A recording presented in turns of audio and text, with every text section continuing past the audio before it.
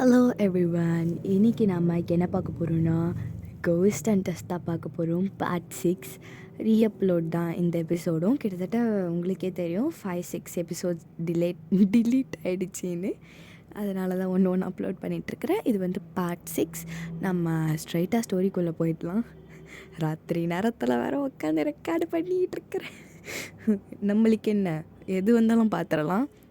நம்ம ஸ்ட்ரைட்டாக ஸ்டோரிக்குள்ளேயும் போயிடலாம். எதோட விட்டுருப்போனா, பையனை ஜங்குக்கு அப்புறம் அவங்க டீமையே சேர்ந்து அந்த மலைக்கிட்ட போயிருப்பாங்க. மியூவும் பையனும் ஜாலியாக என்ஜாய் பண்ணலான்னு தான் ஒரு பிளானோடு இருந்திருக்கும் மியூ. ஆனால் மியூ கூடயே பையன் சுற்றவே மாட்டுது. ஜங்குக் பின்னாடியே சுற்றிட்டுருக்குது. ஜங்குக்கும் வியடாக இருக்குது, மற்ற எல்லாருக்குமே வியடாக தான் இருக்குது. என்னடா இந்த பொண்ணு இப்படி பண்ணிகிட்ருக்குது, சரி ஒன்றும் கண்டுக்க தேவையில்ல விடுங்கடான்னு சொல்லிட்டு ஒயனை யாரும் பெருசாக கண்டுக்கலை. Wine அன்யூஷுவலாக behave பண்ணிகிட்ருக்கிறா. ரொம்ப ஜங்குக்கிட்ட அப்படியே இப்படி ரொம்ப கொஞ்சி கொலாவிட்டு இருக்கிறா. ஜங்குக்கும் அது பிடிச்சிருக்குதான். திடீர்னு இப்படி பண்ணுறதுனால கொஞ்சம் வியர்டாகவே இருக்குது. இப்போ அப்படியே எல்லாரும் அங்கங்கே உட்காந்து வேடிக்கை பார்த்துட்ருக்குறாங்க. இப்போ வந்து மியூ போயிட்டு ஒயன் அங்கே பாரு, நீ சொன்னல, நீ நம்ம வர சொல்லவே பஸ்ஸில் காமிச்சல, அது இந்த இடம் தான் போல், நம்ம அதை போய் சுற்றி பார்க்கலாம் வாயன் அப்படின்னு சொல்லி இப்போது ஒயனோட கையை பிடிக்கிறா. கையெடு. ஏண்டி என்னாச்சு? நீ உனக்கு இந்த இடம் பார்க்கணும் தானே சொன்ன, நம்ம 2 பேரும் பார்க்கலன்னு தானே நினச்சோம். அங்கே வாயன் நம்ம வந்து அந்த இடத்த பார்க்கலாம் அப்படின்னு சொல்லி திருப்பியும் கூப்பிட்றா. மியூ, எனக்கு உன்கிட்ட வர கொஞ்சம் கூட இஷ்டம் கிடையாது, கையெடு. ஓ ஓகே அப்படி சொல்லி இப்போது அப்படியே கையை விடுறா அவன். அதான் தெரியுதுல்ல, நான் ஜங்கு கூட தானே டைம் ஸ்பெண்ட் பண்ணிகிட்ருக்கிறேன். நீ இப்படி நடுவில் வந்து இப்படி டார்ச்சர் பண்ணிகிட்ருக்கிற. சாரி சாரி சொல்லி இப்போ மியூ போயிட்டு தனியாக உட்காந்துட்ருக்குது. தனியாக கீழே உட்காந்துக்கிட்டு கல்லை பொறுக்கிட்டு இருக்குது. இப்போ பக்கத்தில் வந்து உட்காடுறாங்க. சும்மாண்ணா லொடன்னு பேசுவேன். இப்போ நான் அமைதியாக உட்காந்துட்ருக்குறேன். அதெல்லாம் ஒன்றும் இல்லைடா அப்படின்னு திரும்புகிறா. பார்த்தா சுகா மியூக்கே சமசாக்கு. சக்கரை, நீ என்ன இங்கே பண்ணுற? நீ தான் என் கூட பேச மாட்டியே, நீ தான் பெரிய சிக்மா மேலாச்சே, என்கிட்ட எப்படி பேசுவேன்? அதிசயமாக இருக்குது, ஏதாவது வேணுமான்னு? அதெல்லாம் ஒன்றும் இல்லை, ஜனங்கள் சக்கரை அது இதுன்னு சொல்லிட்டு கிரிஞ்சாக கூப்பிட்டுட்ருக்காத. ஆனால் உனக்கு இது பேர் நல்லா இருக்குது தெரியுமா, சக்கரை மாரி நல்லா வெள்ளையாக இருக்கிறேன். இதுக்கு தாண்டி உன் கூட நான் பேசுறதில்ல. சரி சரி சரி நான் கூப்பிட மாட்டேன் அப்படின்னு சொல்லி இப்போ மியூவுக்கு கொஞ்சம் சந்தோஷமாகுது. லொடான்னு பேசிகிட்ருப்ப, இங்கே நான் தனியாக உட்காந்துக்கிட்டு. அதெல்லாம் ஒன்றும் இல்லைப்பா, அது ஒரு மனக்கவலை, உன்கிட்ட என்ன சொல்லிக்கிட்டு அப்படின்னு. இப்போது 2 பேரும் உட்காந்துட்ருக்குறாங்க. இவங்க 2 பேரும் உட்காந்துட்ருக்கிறத ஜங்குக்கு முதல் எல்லாருமே பார்த்துட்ருக்குறாங்க. ஜங்குக், என்ன அங்கே பார்வேன், அவங்க எப்போலாம் பண்ணிட்டு போகிறாங்க, உனக்கு என்ன? என்ன ஏன் நானும் பார்த்துட்ருக்குறேன், நீ சும்மா மியூவை திட்டுற, நான் அங்கே பார்த்ததுக்கு என்ன இப்போ திட்டுற, என்னடி உனக்கு இப்போ வேணும்? நீ தான் வேணும் ஜங்குக். சுபா ஏன் சும்மா விளையாடிட்டு இருக்காத நீ அப்படின்னு சொல்லி அவன் இப்போ கீழே இறங்கிடுறான். இப்போது எனக்கு எங்கேருந்து டென்ஷன் வருதுன்னே தெரில, ஒரு மாதிரி இப்படி இரிட்டேட் ஆகுது அவளுக்கு. சரிப்பா, வீட்டுக்கு போயிடலாம் நம்மலாம். சரி சரி சொல்லிட்டு வீட்டுக்கு போயிடுறாங்க. வீட்டுக்கு போயிட்டு அன்றைக்கி நைட் ஆகுது. அப்புறம் வந்து அங்கே பால்கனியில் ஏதோ ஒரு புக்கை படிச்சுக்கிட்டு இது பண்ணிகிட்ருக்குறாங்க. அவனுக்கு ரொம்ப போர் அடிக்குது. சரி இங்கே எங்கேயாவது வாக்கிங்கு போகலான்னு சொல்லி கீழே போயிட்டு வாக்கிங் போயிட்டுருக்குறான். அப்படியே ஏதாவது வித்தியாசமாக இந்த ஊர் என்னடா இது ஊர், இங்கே போயிட்டு வந்துட்டு நம்மளை உசிரை எடுத்துட்ருக்குறானே அப்படி சொல்லி அவன் கொஞ்சம் அந்த வீட்டை தள்ளி கொஞ்சம் தூரம் நடந்து போயிட்டுருக்குறான். கொஞ்சம் தூரம் நடந்து போய் பார்த்தா அது ஒரு பெரிய மரம் இருக்குது. அந்த பெரிய மரத்துக்கடியில் யாரோ உட்காந்துட்ருக்கிற மாதிரி இருக்குது. ஆரம்புக்கு லைட்டாக அள்ளு விடுது. ஐயோ யாரா அது இந்த நேரத்தில் மரத்துக்கடியில்? ஸோ தலையை விரிச்சு போட்டுக்கிட்டு யாரா அது? ஆரம் கண்டுக்காது, அப்படியே வீட்டுக்கு போய்ட்றான் அப்படி சொல்லிட்டு இன்னும் கொஞ்சம் தூரம் தள்ளி போயிட்டு அதுக்கப்புறமா வீட்டுக்கு அதாவது இன்னும் கொஞ்சம் தூரம் போனால் ஷார்ட்கட்டு ஈஸியாக வீட்டுக்கு போயிடலாம். இந்த ரூட்டை தவிர வேறு ரூட் எடுத்தால் ரொம்ப சுற்றிக்கிட்டு போகணும்.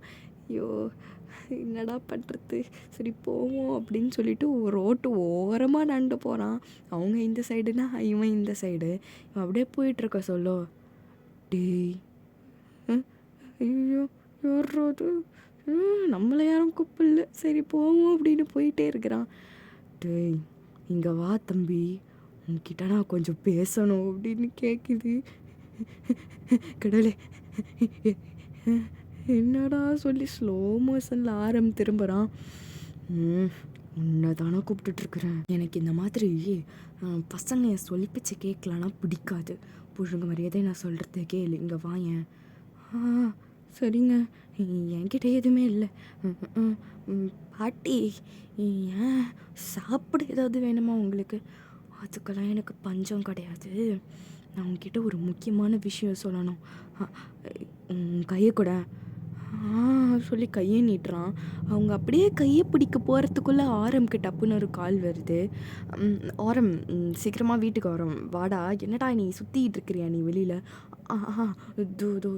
சின் வந்துடுறேன்டா சொல்லிட்டு இப்போது எடுத்தான் பாரு ஒரு ஓட்டம், குடு குடு குடுன்னு வீட்டுக்கு ஓடி வந்துடுறான். பயங்கரமாக மூச்சு வாங்குது. டே என்ன ஆரமே, என்ன ராத்திரி ஜாகிங்கா? ஆமாண்டா நல்லா தின்னு அப்படின்னு சொல்லி இப்போ மூச்சு வாங்கிக்கினே போகிறான் அவன். இப்போ அப்படியே ஆரம் போகிறத வையன் அப்படியே பார்த்துட்ருக்குது. ஆரமும் அதை நோட்டீஸ் பண்ணுறான், ஆனால் பெருசாக கண்டுக்கல. ஏன்னா ஆரம் இப்படி ஓடியாரானே, அதனால தான் அவன் கேஷுவலாக பார்க்குறான்னு சொல்லிட்டு ஆரமும் விட்டுறான். இப்போ அப்படியே வயனோட ஃபோனுக்கு கால் வந்துக்கிட்டே இருக்குது. வயன் கட் பண்ணி விட்டுட்ருக்கிறா. ஏய் என்ன வயன், கால் எடு, யார் கால் பண்ணுறது? அதெல்லாம் உனக்கு தேவையில்லாத விஷயம் ஜெயஹோ, நீ உன் வேலையை பாரு. வியடாக பண்ணிகிட்ருக்கிற வயன் நீ ஆனால் அப்படின்னு சொல்லி இப்போது அவன் பாட்டுக்கு டிவி பார்த்துட்ருக்குறான். இப்போது அப்படியே நைட் ஆகுது. வயனும் மியூவும் ஒரே ரூமில் தான் தூங்குவாங்க. இப்போது வயனோட ஃபோன் அடிச்சுக்கிட்டே இருக்குது. அப்புறம் கால் வந்துக்கிட்டே இருக்குது. மெசேஜும் வந்துக்கிட்டே இருக்குது. நடா இதுன்னு சொல்லிட்டு இப்போது வயனோட ஃபோனை போய் பார்க்குறா. போய் பார்த்தா ரேச்சல் யாருன்னு மியூவுக்கு தெரியும். வயன் ரேச்சலை பற்றி நிறைய சொல்லியிருப்பா. ரேச்சல் என் சொல் பிச்சு கேட்க மாட்டா, ஆனால் ரேச்சல் எனக்கு ரொம்ப பிடிக்கும். ஒரு வியர்டான ஒரு ஆள், பிளாக் மேஜிக்கு இது அது மந்திரம் அது இதுன்னு சுற்றிட்டுருப்பா, அது எனக்கு பிடிக்காது அப்படி தான் வயன் பேசி வச்சுருப்பா. ஆனால் ரொம்ப பிடிக்கும்னு சொல்லி வச்சுருப்பா. இப்போ கூட அந்த நேமை கூட எப்படி சேவ் பண்ணி வச்சுருக்கான்னா ரேச்சல் ஹார்ட்டு அந்த மாதிரி தான் சேவ் பண்ணி வச்சுருக்கா. வயன் என்ன பண்ணியிருக்கானா, அவ்வளோ கால் வந்திருக்கு, மொத்த காலையும் கட் பண்ணியிருக்கா. மெசேஜ் அமுச்சு விட்டாலும் அதை ஃபுல்லாக இக்னோர் பண்ணியிருக்கா. இப்போ அப்படியே மியூ கால் அட்டன் பண்ணுறா. அட்டன் பண்ணி ரேச்சல், ஒயன் என்ன நீ இப்படி பண்ணிகிட்ருக்கிற? சரியில்லை ஒயன், இது நான் கால் பண்ணால் நீ எடுப்பதானே, என்ன புதுசா? ரேச்சல், நான் மீவு வயன் ஃப்ரெண்டு. மீவு ஏன் வயன் கால் எடுக்கல? தெரியல, அவள் கட் பண்ணி விட்டுட்ருக்கிறா. அது எனக்கு ஒன்றும் தெரியல. நீ ஏன் இத்தனை முறை கால் பண்ணிகிட்ருக்குற? அதெல்லாம் ஒன்றும் இல்லை, நாளைக்கா நான் அங்கே வரேன். அப்படியா? ரியலி?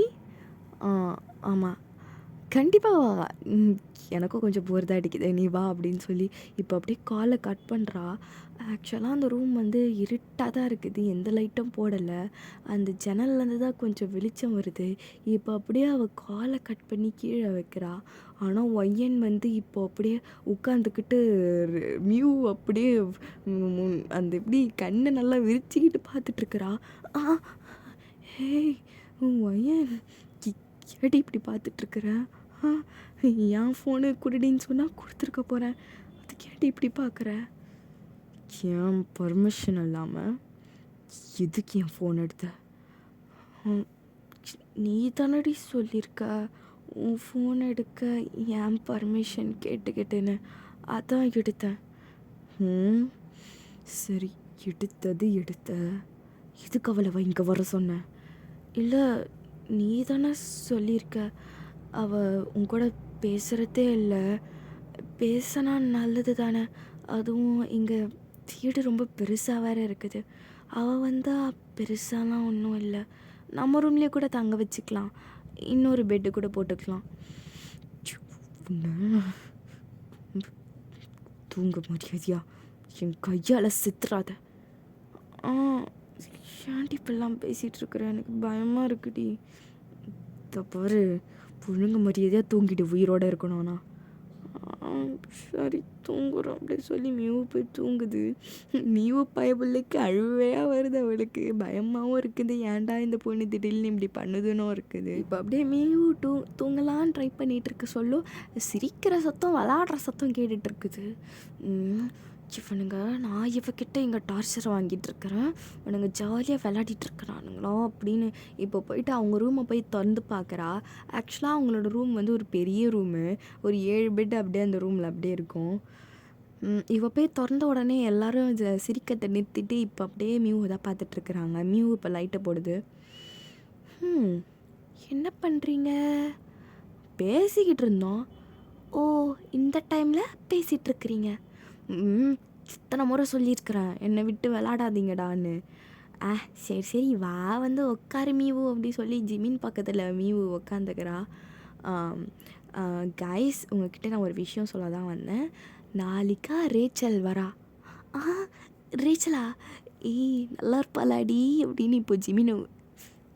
ஜிமினா, அவள் தான் உனக்கு அந்த பொண்ணுக்கிட்ட உன் வால் ஆட்டினேன், அவ்வளோதான் உனக்கு சூனியை வச்சு உன் தலையை எடுத்துருவா. அப்படியா? பார்த்து தான் இருந்துக்கணும் போலையே அப்படின்னு சொல்லி இவங்க 2 பேரும் பேசி சிரிச்சுட்டு மியூ வந்து ஒய்யன் ரூமுக்கே போயிருக்க மாட்டா, அந்த ரூம்லேயே ஒரு ஓரமாக பட்டு தூங்கிட்டு இருப்பா. இப்போ நெக்ஸ்ட் டே ஆகுது. ரேச்சல் மாதம் வந்து என்ட்ரி கொடுக்குறா. அவள் வீட்டுக்கு வர சொல்லவே ஒரு பேட் வைப்ரேஷன் வருது. புரிஞ்சிக்கிறா இங்கே ஏதோ ஒரு பிரச்சனைன்னு சொல்லி. இருந்தாலும் வரா. இப்போ அப்படியே ஜிம்மினும் போது ஜிம்மின் தான் ஊருக்கு முன்னாடி ஓடி வந்து பார்க்குறான். அப்படியே ஜிம்மின் பின்னாடி எல்லாரும் வந்துடுறாங்க. என்னாடி மியூ, நானும் கொஞ்சம் சுமாராக இருப்பான்னு பார்த்தேன், இப்படி இருக்கிறாளே அப்படின்னு ஜிம்மின் பார்த்து வழிஞ்சிட்ருக்கிறான். அவளுக்கு தெரியும்டா என்ன நடந்தாலும், கம்மனருடா ஊசரை பறி கொடுத்துறாதுடா. சரி சரி சொல்லி இப்போ ஜிமின் சைலண்ட்டாக ஆகிடுறான். இப்போது ரேச்சல் வந்து ஹலோ, இனிமேட்டு நான் உங்கள் கூட தான் இருக்க போகிறேன். அதானே ஒயன்? ஆமாம் ஆமாம் ரேச்சல். என்ன ஒயன், உன் தங்கச்சி வந்திருக்கிறா, நீனா இவ்வளோ சைலண்ட்டாக இருக்கிற, என்ன ஹாய் ஹக்லாம் கிடையாதா? தோ பண்ணுறோம் ஆரம் அப்படின்னு சொல்லி இப்போ போயிட்டு வேண்டா விருப்ப போயிட்டு ரேச்சலை ஹக் பண்ணுறா.